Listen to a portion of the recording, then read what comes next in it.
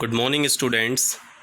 आज मैं electrolysis chapter में से आपको एक इम्पॉर्टेंट टॉपिक जो है इसका इलेक्ट्रोप्लेटिंग उसके बारे में स्टडी करेंगे।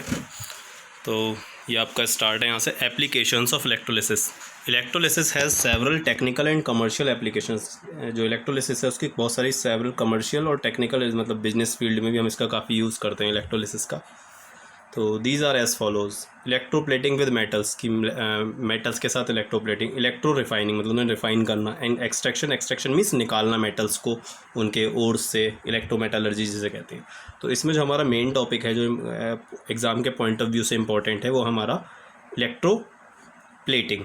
ओके, तो electroplating is a process in which a thin film of a metal like gold, silver, nickel, chromium, etc. gets deposited on another metal article with the help of electricity। तो electroplating क्या है? एक process है जिसमें एक पतली सी film जो होती है, पतली सी परत चढ़ाई जाती है किसी मेटल की, जैसे गोल्ड, सिल्वर, निकल, क्रोमियम की, दूसरी मेटेलिक आर्टिकल पर with the help of electricity की हेल्प से। Reasons for electroplating. रीजन्स क्या क्या है इलेक्ट्रोप्लेटिंग के कि किस वजह से क्यों कर रहे हैं हम इलेक्ट्रोप्लेटिंग? तो डेकोरेशन पर्पस की, डेकोरेशन किसी आर्टिकल को अगर मैं अच्छा बनाना है देखने में, तो for example brass objects are frequently plated with silver to give them shining appearance and beauty of the silver articles. मतलब सिल्वर आर्टिकल जैसी उनके ब्यूटी देने के लिए, अपीयरेंस उनकी अच्छी करने के लिए उन पर इलेक्ट्रोप्लेटिंग करते हैं। To protect from rusting and corrosion, तो उसे रस्टिंग मीन्स जंग या करोजन से बचाने के लिए। तो iron tools and instruments are often electroplated with nickel और क्रोमियम और zinc to protect against rusting. उसे जंग से बचाने के लिए उसके ऊपर परत चढ़ा दी जाती है निकल की या क्रोमियम की, जो आयरन आर्टिकल्स होते हैं।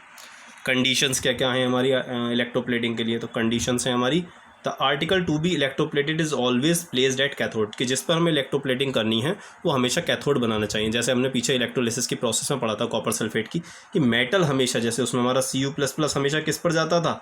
Cu++ हमेशा हमारा कैथोड की तरफ माइग्रेट करता था। कैथोड पर जाकर वहाँ से 2 इलेक्ट्रॉन्स लेकर एटम की फॉर्म में, मतलब मेटल बनकर उस पर डिपॉजिट हो जाता था। तो जिस पर भी हमें इलेक्ट्रोप्लेटिंग करनी है, परत चढ़ानी है मेटल की, तो उसे क्या बनाएंगे? हमेशा क्या बनाएंगे? कैथोड बनाएंगे। ओके, तो इसके पीछे रीज़न क्या है? रीज़न भी इन्होंने दिया है। तो रीज़न वैसे मैंने आपको बता ही दिया कि during electrolysis reaction the metal is always deposited at cathode by the gain of electron. जैसे Cu++ गया था, वहाँ से उन्होंने 2 इलेक्ट्रॉन लिए, गेन किया इलेक्ट्रॉन्स को, और क्या बन गया? Cu का एटम बन गया। दैट मीन्स मेटल डिपॉजिट हो गई थी हमारी। कॉन्सेप्ट क्लियर है?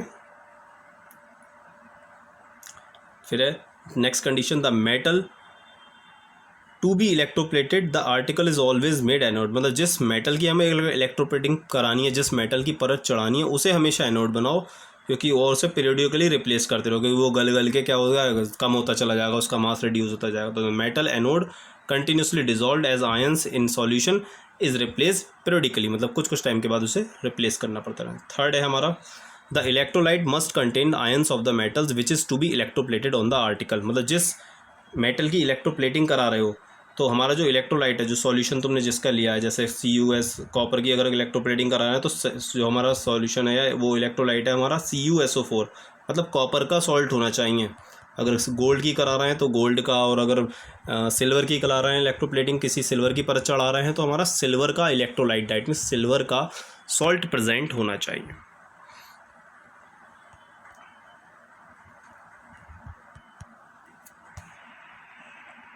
फिर है a low current for a longer time should be used. एक हल्का करंट, मतलब ज़्यादा वोल्टेज का करंट नहीं, मतलब हल्का लो करंट फॉर लॉन्गर टाइम, देर तक फ्लो कराना चाहिए। क्यों? इसके पीछे रीज़न क्या है? अगर हायर करंट फ्लो कराएंगे, cause uneven deposition. Uneven means कहीं पर ज़्यादा परत चढ़ जाएगी, कहीं पर मोटी, मतलब यूनिफॉर्म डिपोजिशन नहीं हो पाएगा। Longer time and low current initiates a thicker uniform deposition. Uniform means एक साथ डिपोजिशन, मतलब हर जगह बराबर परत चढ़ी होगी, लॉन्ग लास्टिंग भी होगी।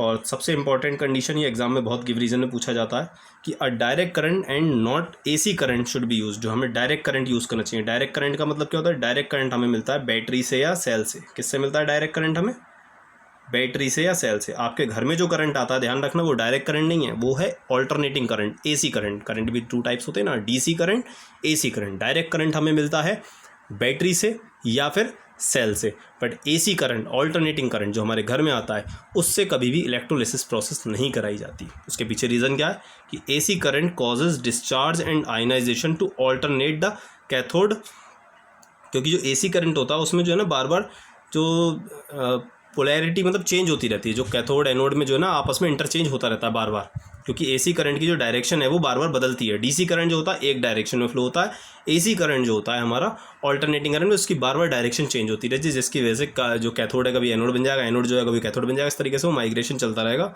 आपस में चेंज हो गया, गिविंग नो इफेक्टिव कोटिंग, जिससे हमारी जो होगी कोटिंग इफेक्टिव नहीं हो पाएगी। ओके, तो इसलिए हमें एसी करंट यूज़ नहीं करना चाहिए, क्योंकि वो अच्छी डिपोजिशन नहीं दे पाएगा हमें।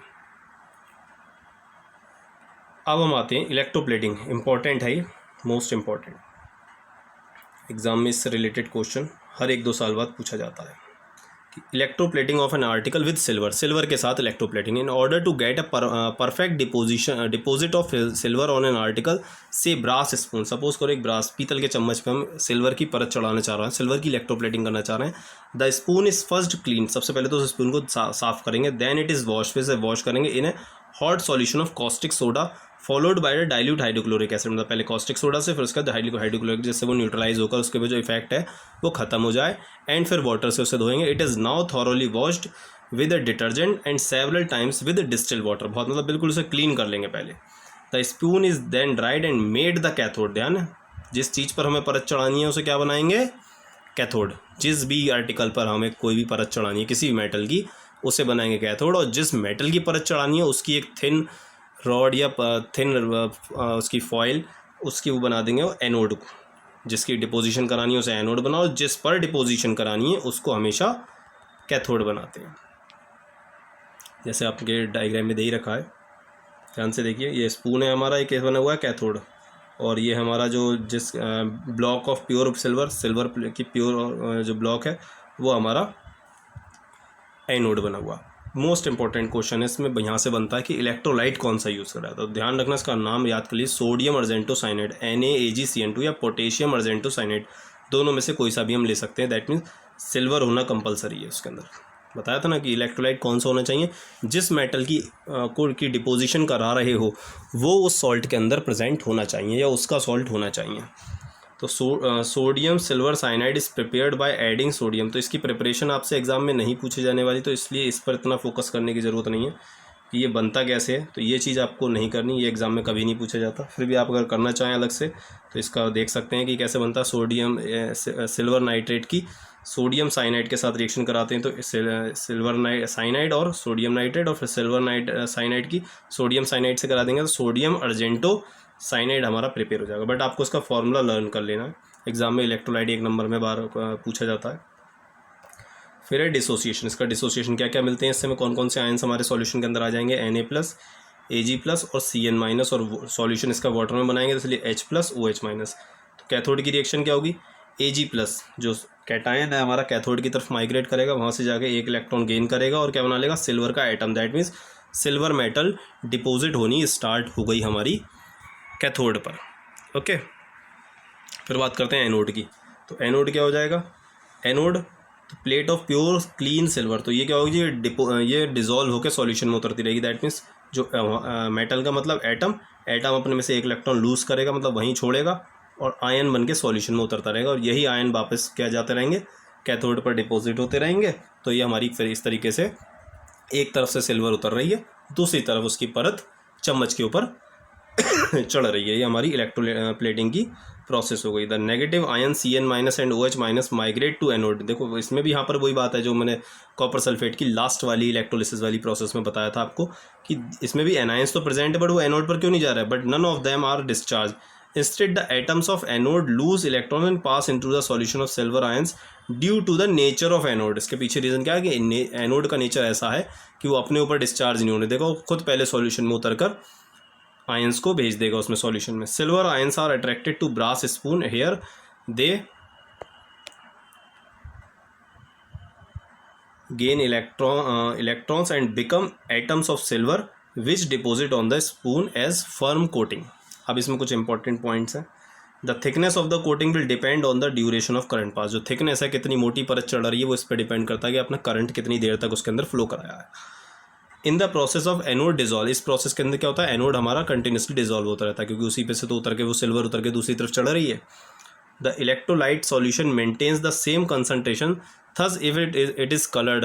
वो यहाँ पर इसकी बात कर रहे हैं कि अगर यहाँ पर हम हमारा जो सॉल्यूशन है अगर सिल्वर की जगह कॉपर का होता तो यहाँ पर कंसंट्रेशन में कोई चेंज नहीं आएगा। जैसे कॉपर सल्फेट की लास्ट वाली जो इलेक्ट्रोलिसिस प्रोसेस थी जिसमें हमने कॉपर के इलेक्ट्रोड्स लिए थे, उसमें जो उसका ब्लू कलर था वो डजंट फेड अवे था। तो यहाँ पर उसकी कंसंट्रेशन में कमी नहीं आ रही। जितने Ag+ कैथोड पर डिपॉजिट हो रहे हैं उतने ही Ag+ हाथों हाथ सॉल्यूशन में एनोड पे से उतर कर आ जा रहे हैं। तो इसलिए जो हमारा सॉल्यूशन है उसके अंदर सिल्वर आयंस की कंसंट्रेशन पे कोई फ़र्क नहीं पड़ रहा। अगर ये कलर्ड सॉल्यूशन होता तो उसका कलर फेड नहीं होता, कलर गायब नहीं होता। तो उनके कहने का मतलब ये है यहाँ पर।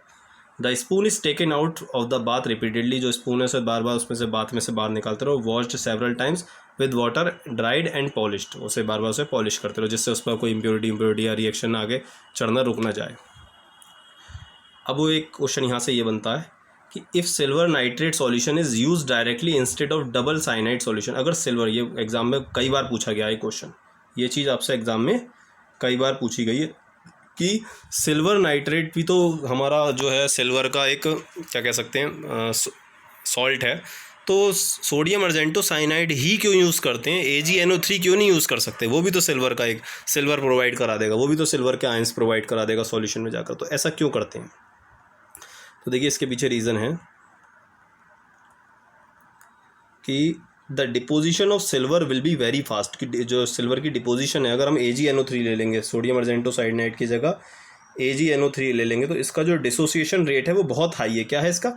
The dissociation rate of AgNO3 is very high, that's why it dissociates rapidly and the deposition of silver will be very fast and hence not very smooth and uniform coating. तो इससे हमें स्मूथ और uniform coating नहीं मिलेगी, इस वजह से AgNO3 हमारा यूज़ नहीं किया जाता, सोडियम अर्जेंटो साइनाइड यूज़ करते हैं। तो ये एग्ज़ाम में क्वेश्चन आ भी चुका है आपका, पिछले बोर्ड ईयर के पेपर आप देख सकते हैं कि AgNO3 को सोडियम अर्जेंटो साइनाइड को क्यों प्रेफर किया जाता है इन कंपैरिजन ऑफ AgNO3।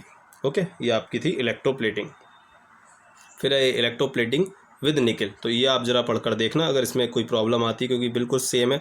इसमें सॉल्ट कौन सा ले लेंगे? निकल सल्फेट NiSO4, और वही जिस पर प्लेटिंग करनी है उसे कैथोड बना देंगे, और जिस पर और निकल की एक रॉड ले लेंगे उसे एनोड बना देंगे। सेम है, पढ़कर देखिए, अगर कोई प्रॉब्लम आती है तो फिर मुझे बताइए।